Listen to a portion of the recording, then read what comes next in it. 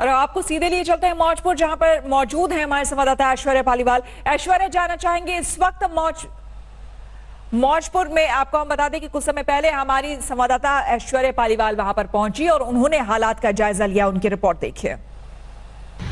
इस समय हम दिल्ली के मौजपुर इलाके में हैं। आप जैसे देख सकते हैं आसपास पुलिस की पेट्रोलिंग पूरे जोरों शोरों पर है। इस एरिया में जो पेट्रोलिंग आप देख रहे हैं, जिस तरीके के लोग आप देख रहे हैं, उसका कारण ये है कि इतने ज़्यादा लोग इसीलिए यहाँ पे हैं क्योंकि ये जो इलाका है मौजपुर, यहाँ सबसे ज़्यादा घटनाएं घटी थी। आप आसपास भी देख सकते हैं इस समय इलाके में बहुत ज़्यादा सन्नाटा, बहुत ज़्यादा शांति। सड़क पे जो आपको दिख रहा है ये पथराव का नतीजा है। जिस तरीके का पथराव यहाँ पे देखा गया, वही उसी के जो निशान बचे हैं वो आपको इस समय सड़क पे दिख रहे हैं।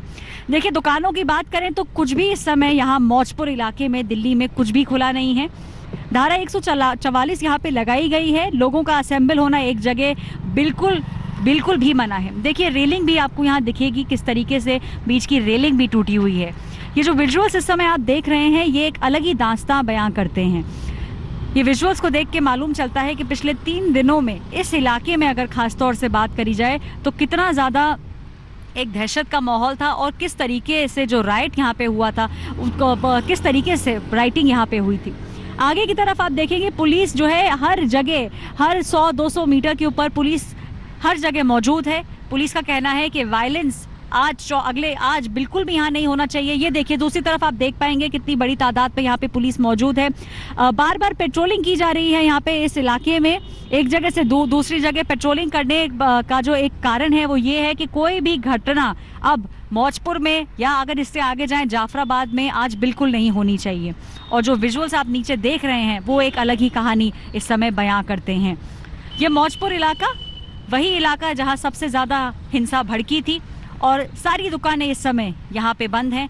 पुलिस लगातार मुआयना लेती जा रही है कि यहाँ पे क्या हो रहा है। अगले 24 घंटे पुलिस के लिए और यहाँ रहने वाले लोगों के लिए बहुत ज़्यादा इम्पोर्टेंट। ऐश्वर्या पालीवाल, आज तक के लिए, कैमरा पर्सन लोकेंद्र पांडे के साथ। दिल्ली गाजियाबाद के बॉर्डर पर दिल्ली में आता है शिव विहार, और शिव विहार की तकरीबन पूरी जो कॉलोनी है उसमें जितने भी घर हैं सभी में तोड़फोड़ की गई है, सभी को आग के हवाले किया गया है। एक गैराज है, वहां की तस्वीरें देखिए, काफी डराने वाली ये तस्वीरें हैं। ये देखिए किस तरीके से जितनी भी गाड़ियां थी सभी को आग के हवाले कर दिया गया। यहाँ पर या तो ठीक होने के लिए गाड़ियां आती हैं या फिर वो गाड़ियां होती हैं जो बेचने के लिए यहाँ पर लगाई जाती है। लेकिन जरा ये तस्वीर देखिए किस तरीके से, मैं आपको बताऊं कि शिव विहार में जबरदस्त तोड़फोड़ हुई है और पूरी जो कॉलोनी है, जो पूरा इलाका है, उसमें सन्नाटा पसरा हुआ है। ये तस्वीर काफी डराने वाली है। जो लोग हिंसा करते हैं उनको ये तस्वीरें जरूर देखनी चाहिए कि कैसे पूरी जो कार है, ये गैराज है शिव विहार इलाके का, लेकिन जितनी भी गाड़ियां हैं वो पूरी गाड़ियां जल करके खाक हो चुकी हैं। जब यहाँ 2 दिन से हिंसा हो रही थी उस दौरान कोई पुलिसकर्मी नहीं आया। अब देखिए यहाँ पर रैपिड एक्शन फोर्स की टीम यहाँ पर पहुंची है ये देखने के लिए कि कोई डेड बॉडी तो यहाँ नहीं पड़ी हुई है, कोई शख्स तो यहाँ नहीं फंसा हुआ है। तो ये हालात हैं। ये जो पूरा गैराज है इसको तहस नहस कर दिया गया है और जो गाड़ियां हैं उसको आग के हवाले कर दिया गया है। ये यहाँ इस इलाके में एक ऑफिस था, इस ऑफिस में भी तोड़फोड़ की गई है। अभी लोग घरों के अंदर थे, लेकिन अब ये देखिए ये तस्वीरें हैं और जो पूरी कॉलोनी है और पूरी कॉलोनी में सन्नाटा पसरा हुआ है। लोग अपने घरों को छोड़कर जा चुके हैं। 2 दिन पहले तक ये एक मारुति सुजुकी कार का शोरूम था और आज इसके हालत देखिए। यहाँ पर गाड़ियां जला दी चुकी हैं। सारा यहाँ पे फ्लोर जो है, कितना वायलेंस और वैंडलिज्म 24 और 25 फरवरी को यहाँ हुआ होगा। देखिए सीलिंग तक जो है पूरी जला दी गई है। ये सिर्फ ये इम्पैक्ट दिखाता है कि जब यहाँ पर दबंगई आए होंगे, हिंसा हुई होगी तो किस लेवल पे, क्योंकि देखिए कोई रेडी जलाना, जो यहाँ पर दुकानें तोड़ी गई जो सामने ही थी सड़कों पर, मगर जब एक शोरूम तक अटैक हो जाता है और उस शोरूम की आज ऐसी हालत हो गई है कि वो पहचान में नहीं आ रहा। हमने भी इसीलिए पहचाना क्योंकि यहाँ पर Maruti Suzuki fair deal cars sales लिखा हुआ था, जिससे हमें पता चला कि ये एक शोरूम है मारुति सुजुकी का, वरना वो भी शायद हमें नहीं मालूम पड़ता। और देखिए ये है टाइम टेबल, डिलीवरी शेड्यूल।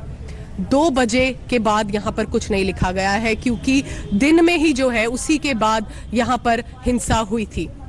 और देखिए, अगर मैं थोड़ा सा बस कैमरा घुमाऊं, वहां पे आपको दिखेगा पेट्रोल पंप तक जला दिया गया है। वो भजनपुरा एरिया है, उस तरफ भजनपुरा, इस तरफ चांदबाग, दोनों तरफ पत्थरबाजी हुई, दोनों तरफ से हिंसा हुई, दोनों तरफ से ही बिजनेसेस खराब हुए, लोगों पर अटैक हुआ, इंजरीज हुई हैं 100 से ऊपर।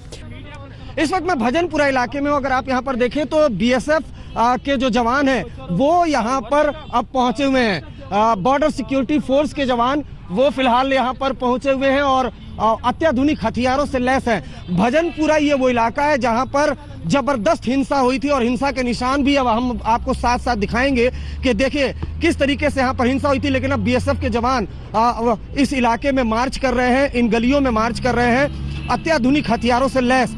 ये हालत तब हुई है जबकि दिल्ली में 2 दिन तक लगातार जबरदस्त हिंसा हुई है। उपद्रवी बाकायदा हाथों में हथियार लेकर लगातार अर्धसैनिक बल दिल्ली पुलिस के जवानों पर हमला कर रहे थे। उसके बाद यहाँ पर अभी कुछ देर पहले आप तस्वीरों में देख पा रहे हैं कि किस तरीके से बीएसएफ के जवान जो है यहाँ पर पहुंचे हुए हैं। और ये देखिए भजनपुरा इलाका है कि किस तरीके से दुकानों में तोड़फोड़ की गई, कई गाड़ियों को आग के हवाले कर दिया गया था।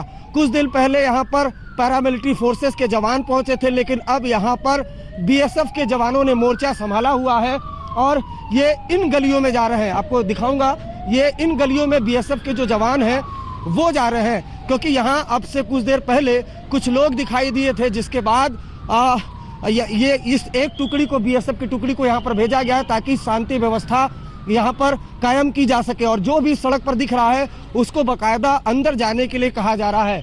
तो फिलहाल भजनपुरा की इस गली में बीएसएफ के जवानों ने मोर्चा संभाल लिया है और जो भी शख्स दिखाई दे रहा है उपद्रव करते हुए उसको खदेड़ा जा रहा है और सबको हिदायत दी जा रही है कि जो भी घर से बाहर आएगा उसको अंदर जाना होगा। कैमरामैन विपिन के साथ अरविंद ओझा, दिल्ली आज तक। इस वक्त मैं दिल्ली के कबीर नगर इलाके में मौजूद हूं और सड़क पर आप ये 2 खाली खोल जो कारतूस के वो देख पा रहे हैं। ये सड़क पर बिखरे पड़े हैं और इससे आप अंदाजा लगा सकते हैं कि कबीर नगर इलाके में जब हिंसा हुई तो किस तरीके से उपद्रवी वो लगातार फायरिंग कर रहे थे। ये कारतूस इस बात की बाकायदा गवाही देता है और इस इलाके में जमकर आगजनी हुई थी। फिलहाल यहाँ सड़कों पर इसी तरीके से कई कारतूस के खाली खोल जो है वो दिखाई दे रहे हैं। जगह जगह पर फायरिंग हुई थी और जब यहाँ पर उपद्रवी फायरिंग कर रहे थे तो उनको खदेड़ने के लिए टीयर गैस की शेल, अगर आप देखें सड़क पर तो ये इस तरीके से जो पुलिस है वो टीयर गैस की शेल छोड़कर उनको तितर बितर करने की कोशिश कर रही थी। पीछे की तरफ आप देखें तो जमकर आगजनी हुई है। जो उपद्रवी है वो एक दूसरे के खून के प्यासे हो गए थे, एक दूसरे पर जमकर पत्थरबाजी हो रही थी। नौबत यहाँ तक आ गई थी कि उपद्रवी एक दूसरे पर फायरिंग कर रहे थे और अभी तक की बात की जाए तो हिंसा में कई लोग मारे जा चुके हैं। लेकिन अब फिलहाल की बात करें तो आईटीबीपी के जवानों ने मोर्चा संभाल लिया है। यहाँ पर मौजूद है कबीर नगर इलाके में। हालात सामान्य करने की कोशिश यहाँ पर लगातार की जा रही है कि किसी तरीके से हालात सामान्य हो। लेकिन हमने आपको खाली खोल दिखाए, अब जरा ये देखिए सरकारी संपत्ति का इसमें कैसा नुकसान हुआ है। ये जो पूरी ग्रिल है, इस ग्रिल को तोड़ा गया और उसके बाद इस ग्रिल से छोटे छोटे पत्थर बनाए गए और उससे पत्थरबाजी की गई। आखिर ऐसा कौन सा कानून है जो इस बात की इजाजत देता है कि। नमस्कार, मैं हूं अंजना ओम कश्यप। हमें उम्मीद है ये वीडियो आपको पसंद आया होगा।